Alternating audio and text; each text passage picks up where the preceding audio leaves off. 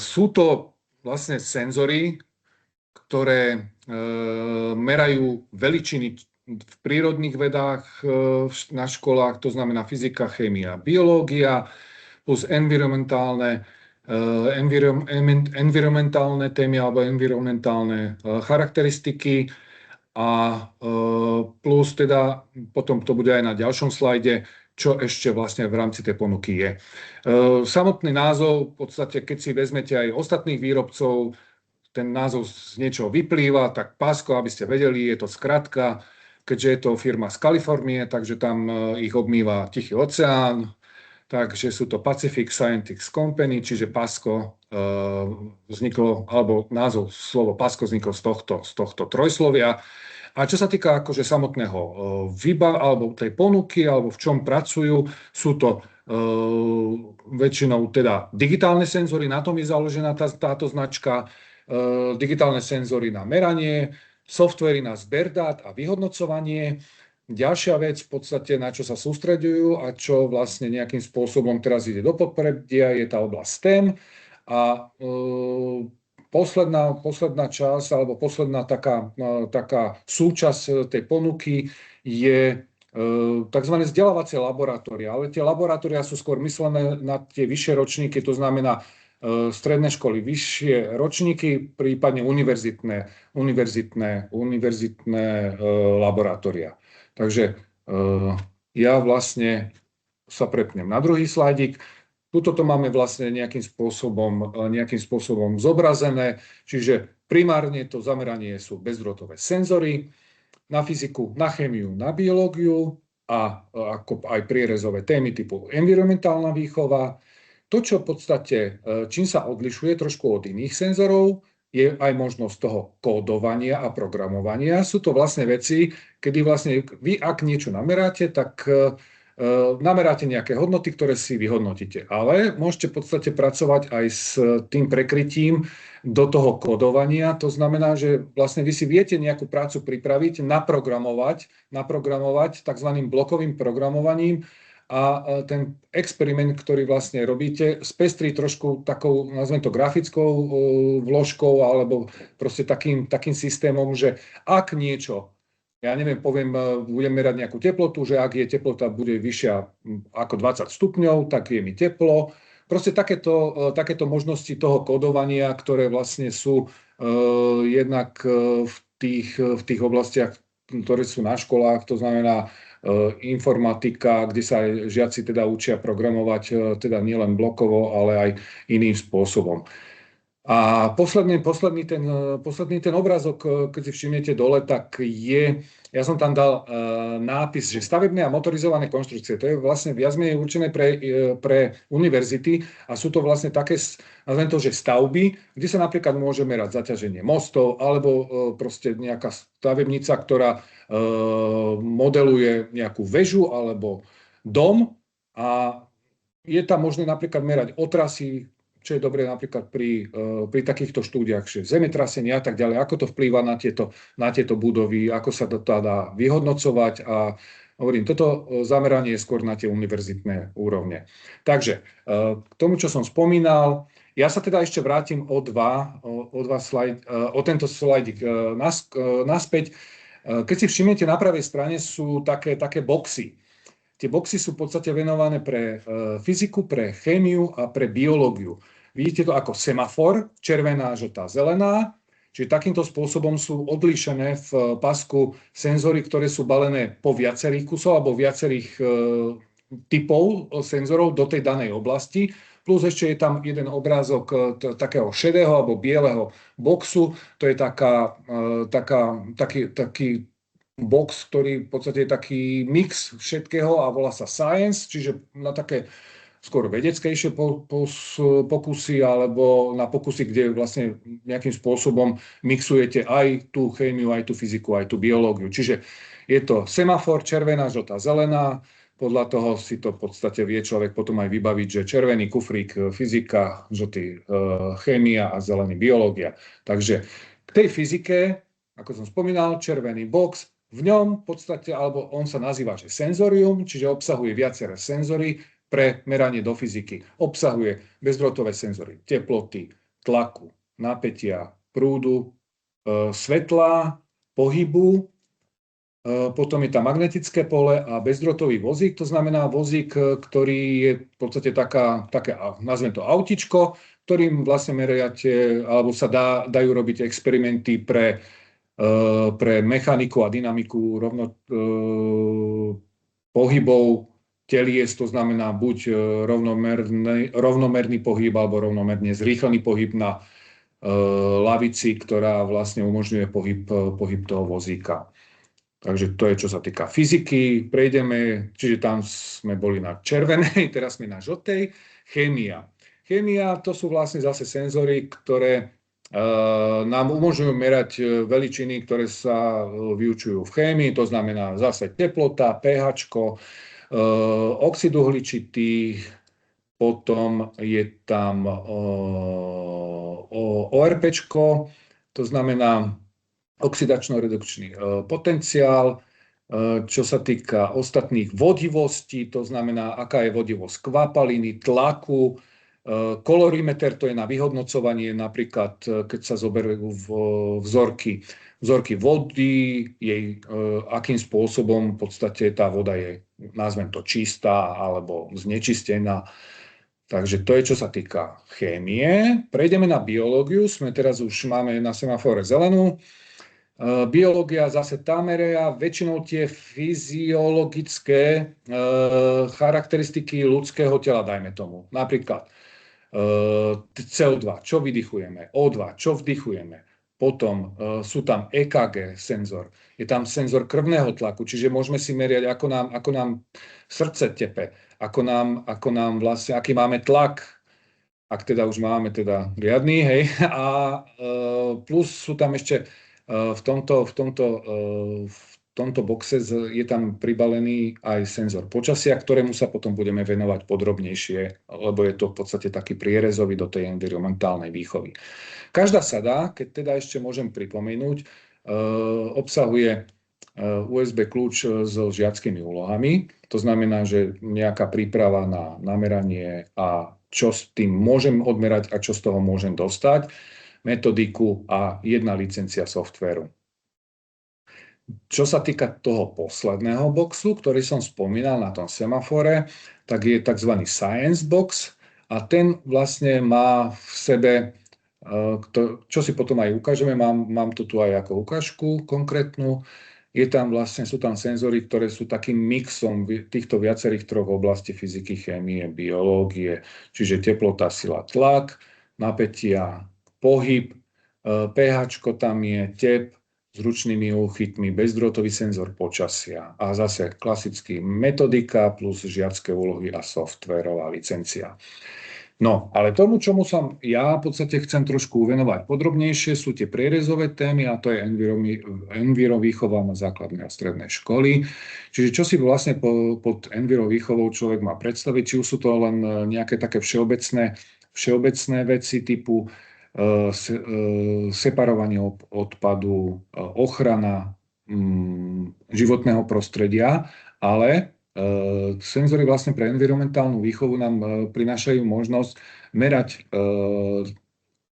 kvalitatívne to, čo sa toho životného prostredia týka. To znamená, keď v rámci nejakej, nazvem to, vychádzky alebo nejakého cvičenia vo vonkajšom prostredí, to znamená, žiaci výjdu von, prídu k rieke alebo nejakej pôde a chcú zistiť, ako tá voda, aká tá pôda je, alebo aký ten vzduch, čo dýchame je, tak vlastne v rámci tej sady environmentálnej výchovy je špecializovaná sada bezdrôtových senzorov na environmentálnu výchovu. Neobsahuje veľa senzorov, ale sú to tie základné senzory. To znamená vodivosť, teplota, pH a CO2. Vodivosť napríklad sa dá vlastne používať aj vtedy, že keď sa urobí vzorka vody, môže byť aj len priamo z rieky, alebo dajme tomu z nejakého mixu aj s pôdou. Vlastne tam sa dá vlastne odmerať táto veľčina vodivosti, teplota, to sa meria presne tak, že proste, že aká teplota a pH vlastne v tej danej konkrétnej rieky, potoka, alebo kam by sa vlastne ten výlet ako organizoval, CO2, čo dýchame. A počasie, tam sú viaceré potom parametre, ktoré sa dajú merať, ktorým sa budem potom venovať trošku neskôr. Takže toto sú v podstate také jednak tie semaforové sady, ktoré boli fyzika, chémia, biológia, potom tá science sada a potom existuje aj sada pre environmentálnu výchovu.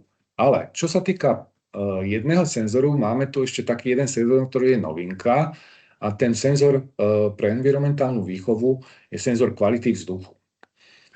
Tá kvalita vzduchu mieni sa tým to, že nie či dýchame to CO2 alebo niečo iné, ale čo vlastne v tom vzduchu je obsiahnuté.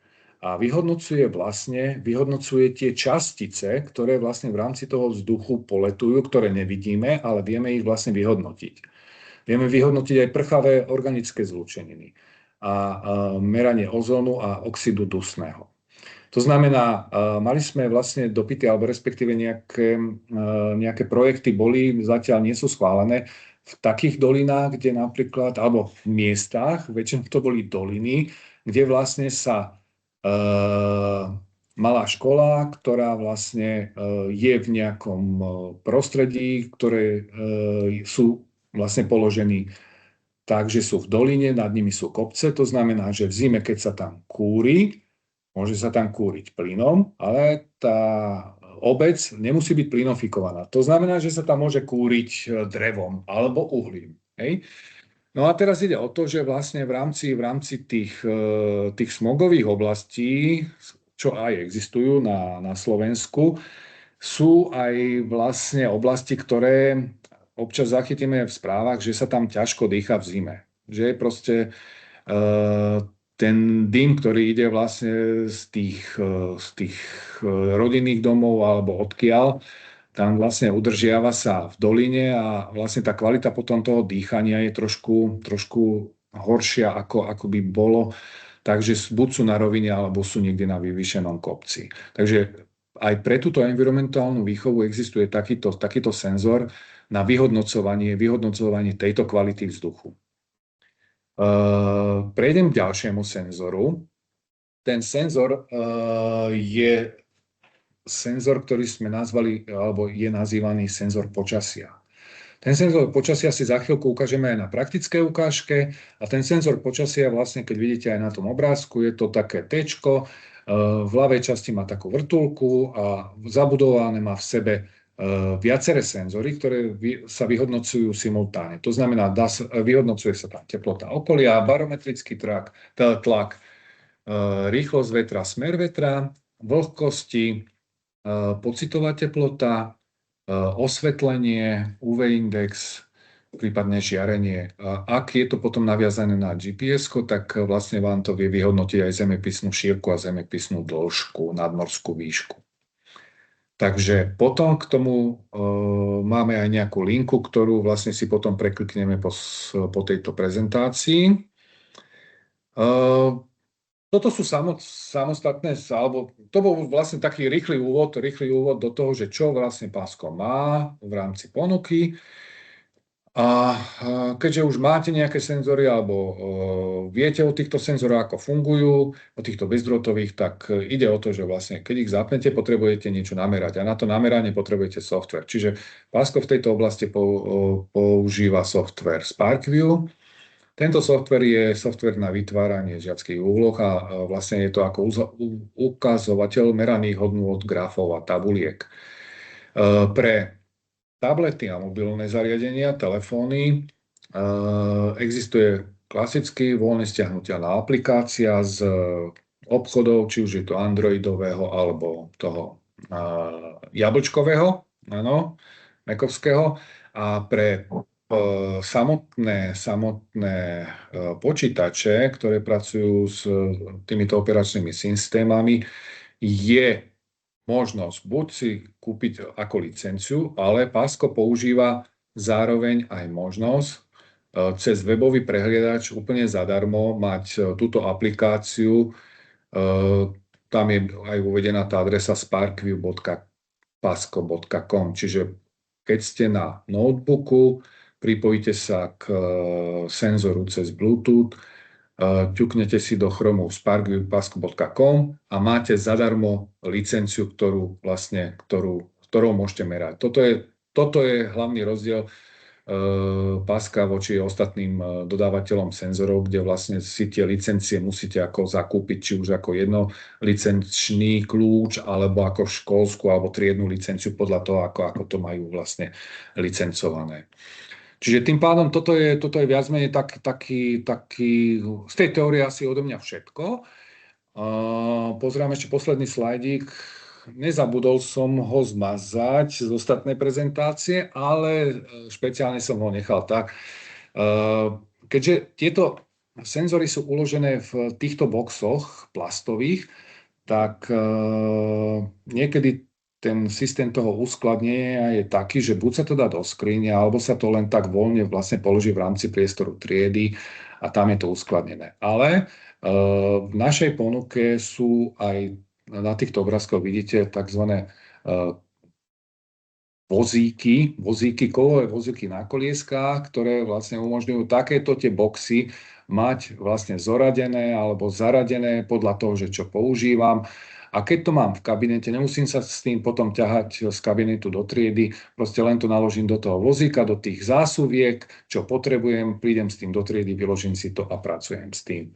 Čiže toto je, čo sa týka tej našej teórie. Takže teraz by som momentálne prepol na tú praktickú časť.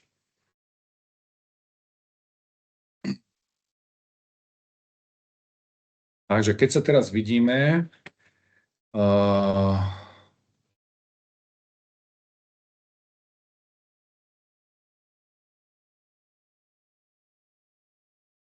takže prepneme si, teraz máme tu kamerku a máme tu vlastne ten senzor počasia, ktorý som vám spomínal.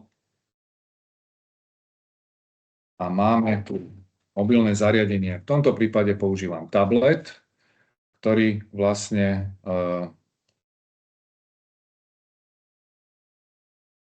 má nainštalovanú alebo stiahnutú túto aplikáciu SparkView. Samotná tá aplikácia SparkView, ak to dobre vidíte, alebo zhasneme svetlo, lebo sa nám tam odráža svetlo zo stropu.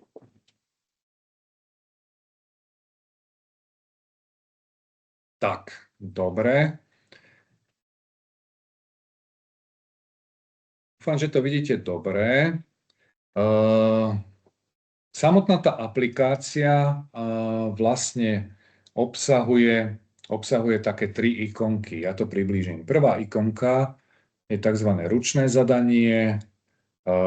Druhá ikonka je dáta senzora a tretia ikonka je vzdialený zber. Na vysvetlenie. Senzory Pasco umožňujú meranie a zber dát 2 spôsobmi. Je to online, to znamená, že zapnem senzor, pripojím sa k aplikácii, meriam okamžité hodnoty. To budeme robiť cez tú strednú ikonku, ale potom tam máme aj tú pravú ikonku, tzv. Vzdialený zber dát.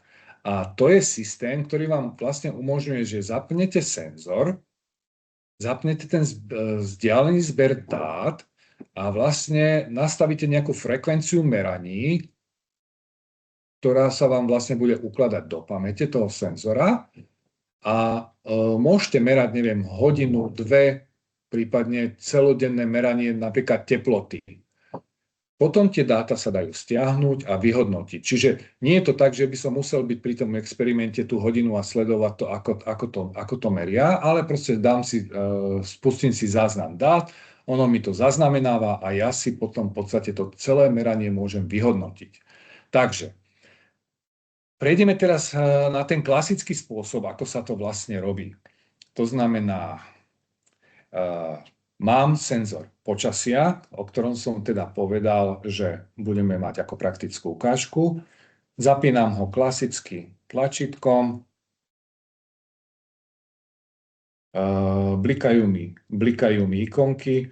Tu je vlastne ikonka, ak to môžem ukázať, Bluetoothová ikonka, plus nad ňou je jedno také, alebo súčíslie, ktoré pozostáva z trojčíslia, pomočka trojčíslie. To je vlastne identifikácia toho senzora. Keď si všimneme, je to 563 168.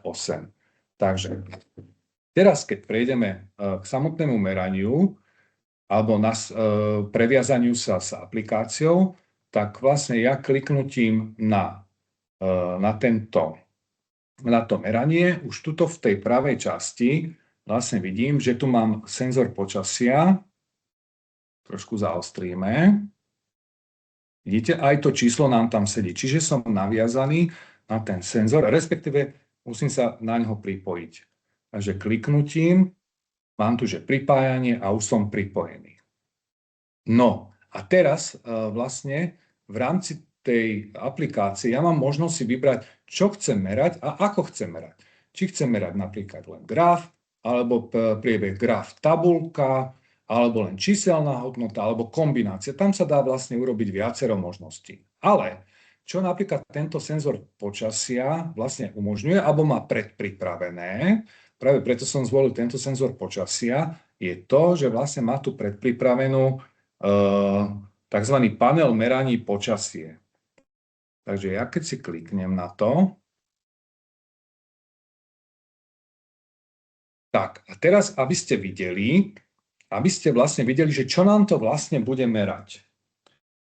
Na ľavej strane sa nám meria teplota, pardon, je to teda viacero funkcií, ktoré som spomínal v možnostiach toho senzora, že vlastne nám to meria teplotu, vlhkosť, osvetlenie, barometrický tlak a rýchlosť vetra.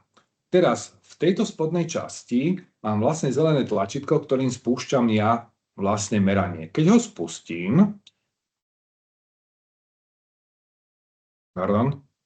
áno, už sa mi spúšťa, takže vidíte, že on vlastne automaticky teraz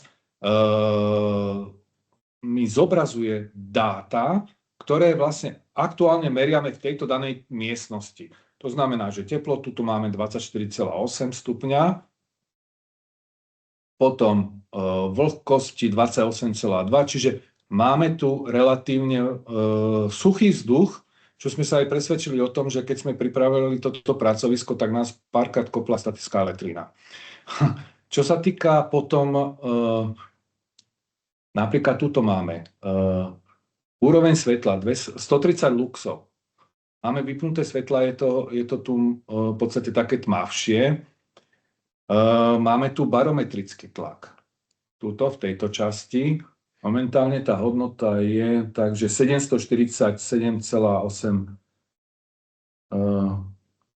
mmGh. A to posledné napríklad, čo je tu smer vetra. To som vám spomínal, že proste, že je tu možnosť aj tohto smeru vetra, alebo rýchlosti. Vidíte, že zatiaľ momentálne nám tu nefúka žiadny vietor. Je tu, že 0,0 km za hodinu. Ja teraz len ukážem v rámci toho senzoru. Tu vlastne v rámci toho senzoru máme takú vrtuľku. Ja do nej budem fúkať a ja budem jednak aj meniť smer toho, ako fúkam. Čiže ja budem nastavovať ten senzor počasia do rôznych smerov a teraz si všímajte vlastne, čo on nejakým spôsobom nám odmeria. Čiže on teraz vie, že ja teraz hýbem s tým senzorom, len ako čo sa týka priestorového určenia. Čiže on mi aj ukazuje, že momentálne budem fúkať smerom južným. Hej. Ja by som zabral skôr tú hodnotu toho. Zaberiem.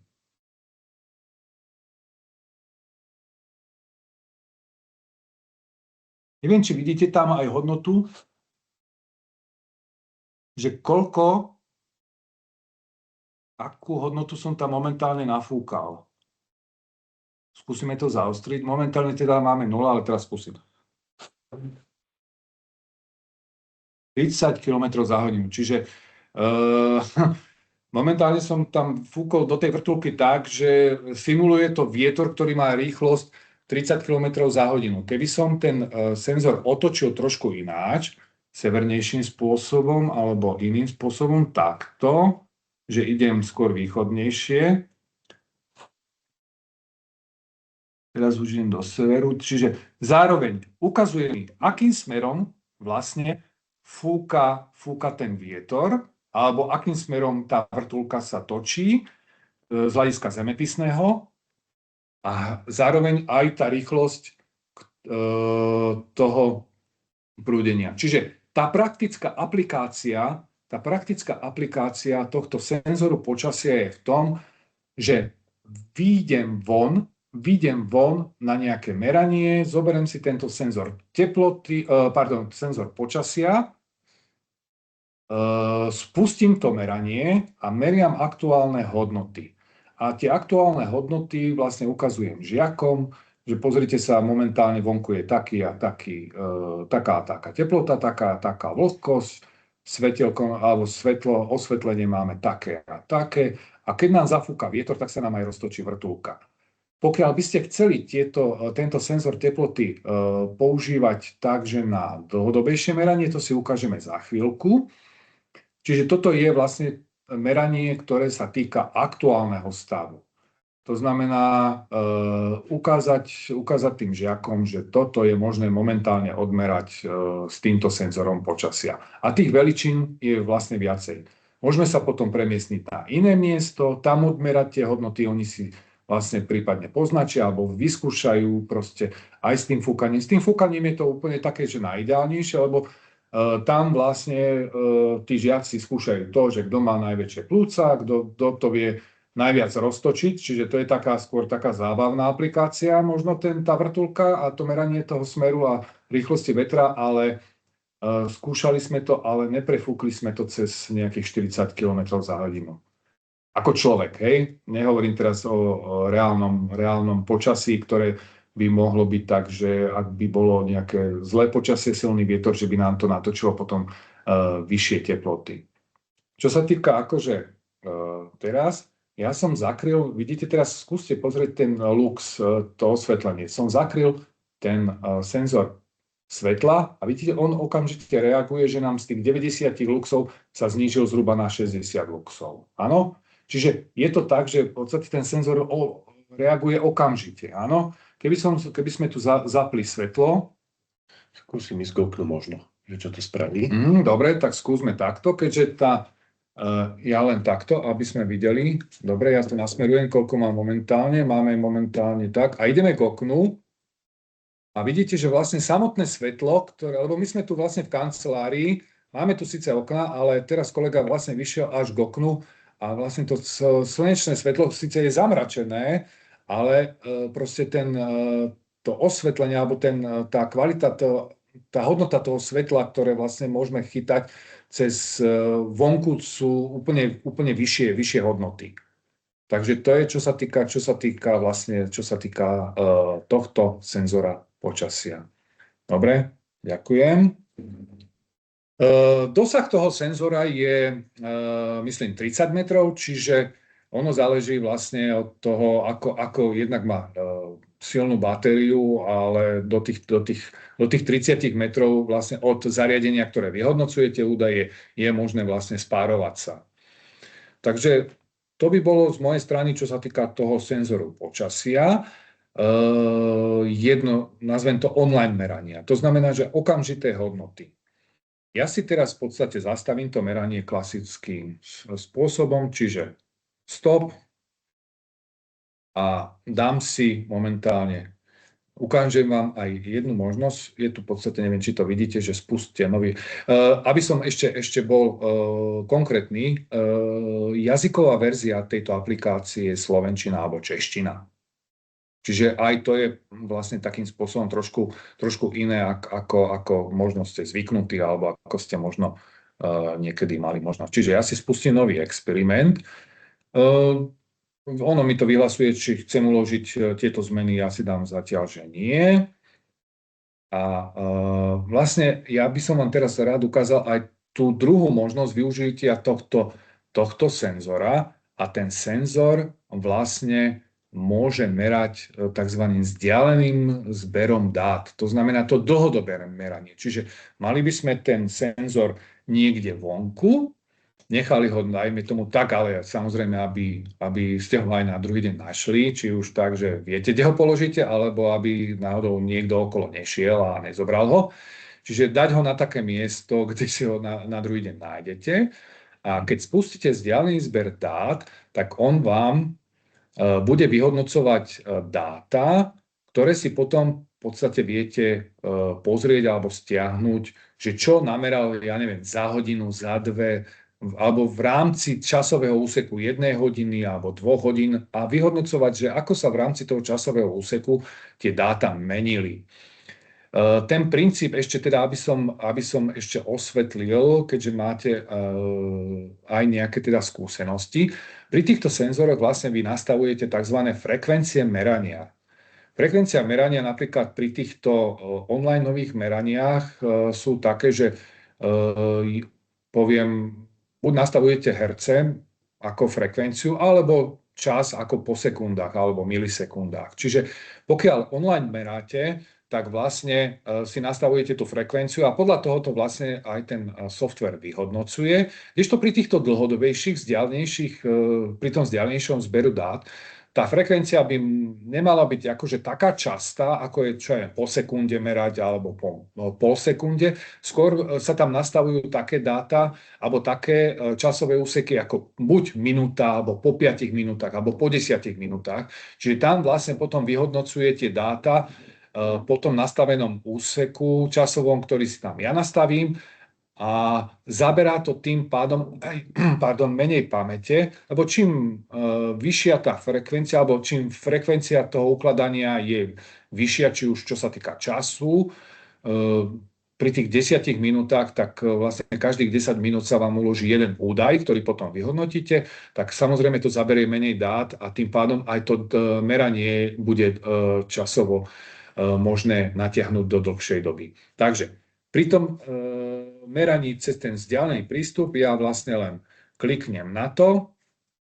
Mám tu akože, samozrejme, mám tu teda ten senzor počasia, live streame, dostup pre rozhrania. Takže keď si naň kliknem, tak tu sa mi vlastne, vidíte, zobrazí taká tabuľka. Zase je to v slovenčine. A teraz bezdrôtový senzor počasia, senzor je aktivovaný, áno, však sme naviazaní, spôsob vzorkovací rozsah, spoločná frekvencia, a toto som vám teda hovoril vlastne možnosť, že vlastne vy tu máte možnosť prepnúť si na vzorkovací rozsah ako frekvenciu hercovú, alebo keď vlastne nejakým spôsobom sa tam hýbem v tom, napríklad po 2 sekundách, po 5 sekundách, po 10. Čiže ja vlastne v rámci toho, dúfam, že to je vidno, v rámci toho, cez ten môj prst, v rámci toho si nastavím tú frekvenciu merania, čiže po akom čase mi odmeria daný konkrétny údaj, ktorý chcem meriať. Čiže keď si nastavím len 5 minút, ja to tu môžem potom nechať, že koľko vlastne, alebo dáme takto, že po minúte si dáme a potom si vlastne pozrieme ten priebeh. A on zároveň pri tej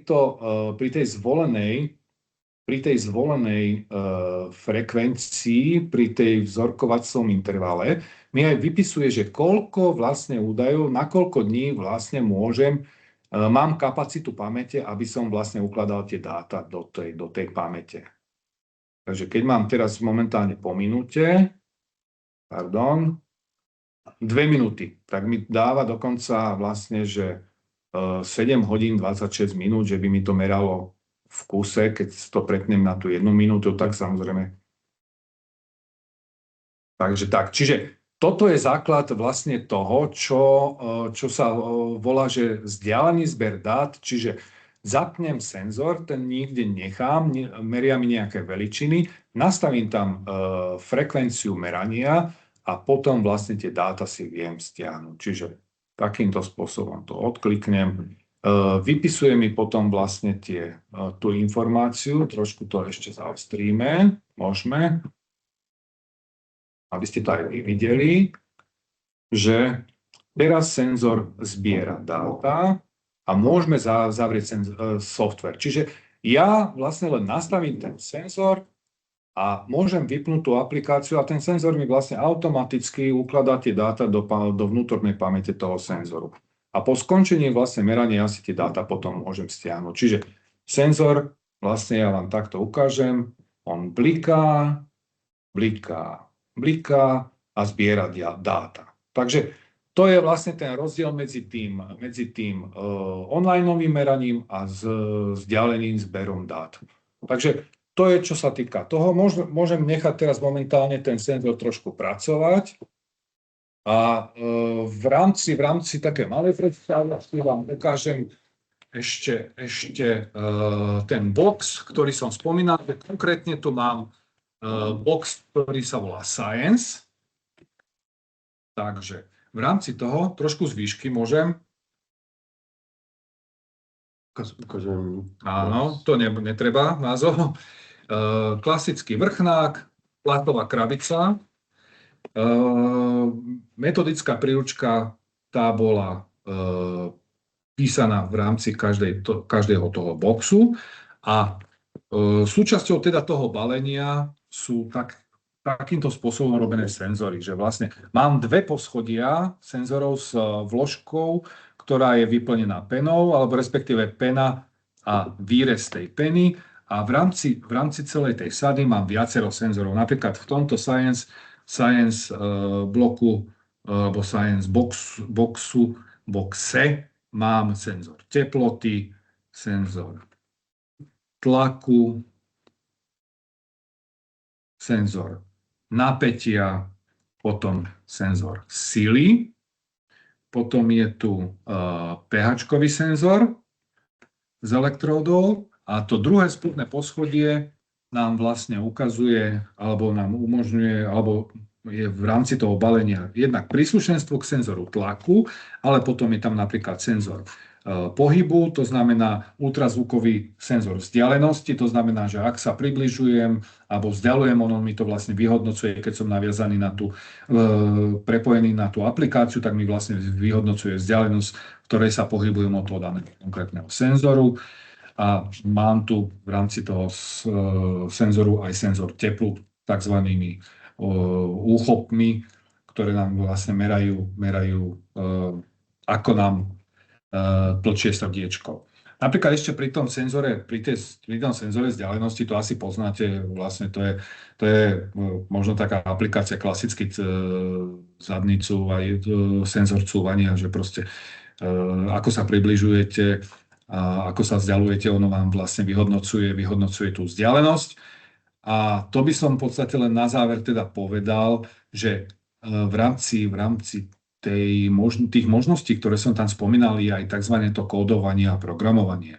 Čiže tento senzor, to len teoreticky poviem, sa dá naprogramovať tak, že ak mám ten senzor uložený niekde na stole a vzdialujem sa alebo približujem sa, viem si ho naprogramovať tak, že keď sa priblížim k nemu na veľmi blízku vzdialenosť, on mi už v rámci toho programovania, ja neviem, akú si tam dám hlášku, že si veľmi blízko. Keď sa vzdialujem, tak mi môže písať, že som vzdialený viacej ako meter. Ale je to v podstate taká programárčina, to znamená, že takými klasickými podmienkami if, then, čiže ak si bližšie ako 2 cm alebo 20 cm, vypíš, že si veľmi blízko. Ak si vzdialenejší viacej ako meter, vypíš, máš bezpečnú vzdialenosť od prekážky a tak ďalej. Čiže toto je ten systém toho previazania tých senzorov aj na programovanie. A to by som ešte možno na záver, keď budeme mať ešte minútku času,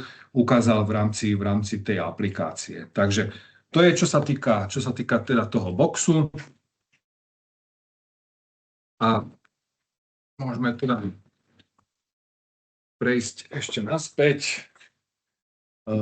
Ja len teda ukážem ten vzdialený zber dát v rámci toho, že keď si prídem teda k tomu senzoru, ten senzor vlastne je taký, že tak, senzory, vidíte, tu nám v podstate, som si teraz už len prepol, pardon, on mi vlastne teraz ukazuje, skúsme to len zaostriť, predtým sme ho mali v tej hornej kolónke, to bolo to online meranie, ale teraz už ho máme v tej spodnej kolónke, že senzor počasia a je to, že senzor s dátami. Čiže on už má nejaké namerané dáta, vyberte si ho na stiahnutie. Čiže ja keď si na ňo kliknem, tak si vlastne sa prepojím s tým senzorom.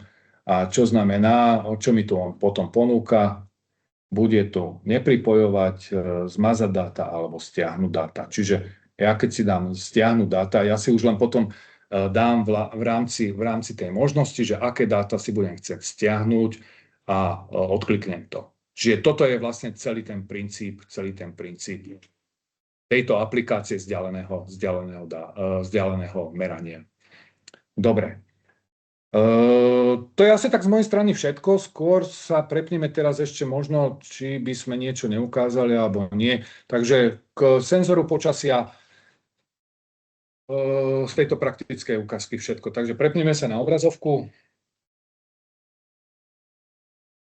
Tak, aby sme vlastne len zhrnuli senzory, bezdrôtové pásko, máte možnosť merať dvoma spôsobmi, máte možnosť merať online. Čo potrebujete merať, to znamená, sú tam veličiny či už do fyziky, do chémie, biológie, alebo prierezové témy, či už science alebo enviro. Máte možnosť merať onlineovo, to znamená okamžite dáta, alebo máte možnosť zbierať údaje a potom si ich stiahnuť, čiže pri tých dlhodobejších meraniach. Takže to je vlastne v rámci tej mojej prezentácie asi všetko. Ja by som zároveň teda chcel aj vás poprosiť, pokiaľ máte nejaké otázky k tomuto, tak sa pýtajte. Zatiaľ možno môžeme ukázať, ak teda Táno chce nejaké možno stránky, ktoré sa na otázku ešte, áno. Týkajú, takže ja vám medzi tým môžem zazdieľať samozrejme túto obrazovku a kľudne sa medzi tým pýtajte.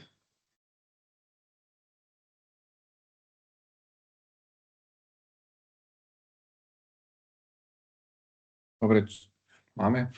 Čiže v rámci našej stránky škola.sk, vlastne tuto vidíte hore, máme takú jednu podstránku, ktorá je venovaná priamo pásku. Hej.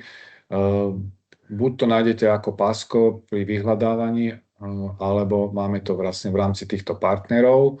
Čiže keď si kliknete na partnery a dáte si, že pásko, tak sa vám vlastne zobrazí táto stránka, kde už máte potom nejakým spôsobom rozdelené, že aké tie senzory sú pre akú oblasť, čiže fyzika, chémia, biológia, science, enviro a konštrukcie, mechanizmy, čo sme napríklad hľadali. Keď si kliknem len na to enviro, tak vlastne v rámci toho envira tam nájdete viaceré možnosti, ktoré tam v rámci páska sú možné. Čiže napríklad vidíte tam ten senzor počasia, sme tam mali CO2, potom sú tam kyslík, radioaktivita napríklad. A myslím, že tam je aj ten senzor tých tuhých častíc. Presne tak, kvality vzduchu. Takže toto som vám chcel len vlastne ukázať nejakým spôsobom, že aj v rámci našej stránky Škola.sk máme takú časť pod titulom Pasko, ktorú vám vieme potom poslať aj do mailom ako potvrdenie plus linku na nahratý tento webinár a kde si potom vlastne môžete pozrieť všetky tie senzory. Dobre, takže pani Laucka sa pýta, dá sa meranie nastaviť tak, aby meral konkrétne dlho, napríklad 30 minút a potom sám skončil meranie? Dajú sa naraz pripojiť aj dva senzory, napríklad teploty, tlaku a po nameraní urobiť analýzu cez graf? Áno, to je k tej druhej otázke. Dajú sa pripojiť aj dva senzory.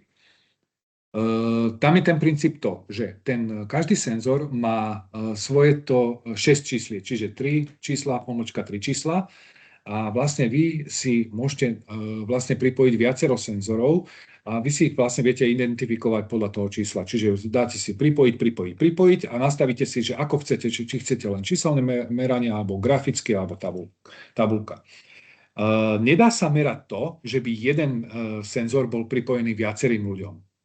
Toto je druhá vec, čiže vy môžete merať viacero senzorov, ale jeden senzor nemôže byť pre viacerých, pretože mohlo sa stať to, že proste jeden senzor si pripoja dvaja, jeden tam nastaví nejakú, nazvem to divočinu a potom to meria tomu druhému. Takže to nie, ale dva a viacej senzorov môžete pripojiť na jeden počítač. Čo sa týka nastaviť času merania, myslím, že sme to mali už ako jednu tému, že sa tam dá nastaviť vlastne to dlhodobé ten čas toho merania a potom sám skončí meranie.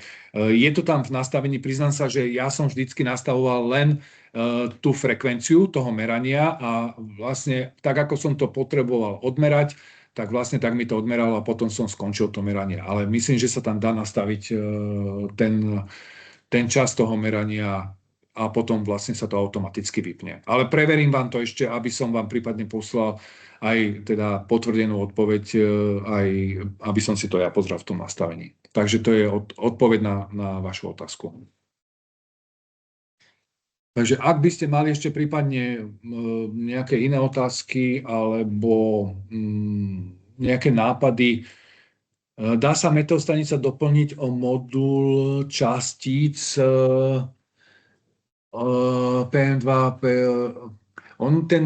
ten senzor kvality vzduchu je ako samostatný senzor. Čiže v podstate meteostanica, myslíte meteostanicu túto, čo som vám ukazoval, tento senzor počasia, alebo nejaká štandardná iná meteostanica? Ak iná, alebo ak ten senzor počasia, sú to dva vlastne senzory nezávislé. Hej? Čiže v podstate tá, čo sa ukazovala. Hej. Čiže mali by ste vlastne na pripojené dva senzory, to, čo bola aj vlastne odpoveď na tú predchádzajúcu otázku pani Lehockej, že či sa dajú pripojiť viacero senzorov, čiže vy si môžete pripojiť senzor počasia, vy si môžete pripojiť senzor kvality vzduchu a simultáne vlastne merať tie dáta, ako to potrebujete. Čiže takýmto spôsobom, ale musia to byť dva rôzne senzory.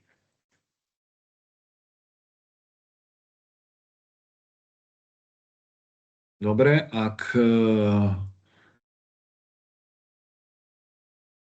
máme už 14:50, ja som to trošku natiahol, ja sa ospravedlňujem, ale no, chcel som asi dostať viacej zo seba, ako som potreboval, ale takéto webináre sú viac menej o takých základných informáciách a potom, keď robíme špecializované webináre, že sa konkrétne dotýkame len jednej témy, jedného senzoru a ideme podrobne nastavenie po nastavení, vyplýva to vždy len z toho, ak má niekto záujem, tak vieme, alebo ak je záujem viacerých ľudí, tak vieme vlastne takéto webináre konkrétne na konkrétnu tému, či už je to senzor počasia, proste pohrať sa s tým nastavením, že čo potrebuje daný človek odmerať, ako sa to dá nastaviť, ako to vyhodnotiť a tak ďalej. Čiže toto berme ako úvod alebo informáciu, alebo všeobecnú informáciu, ale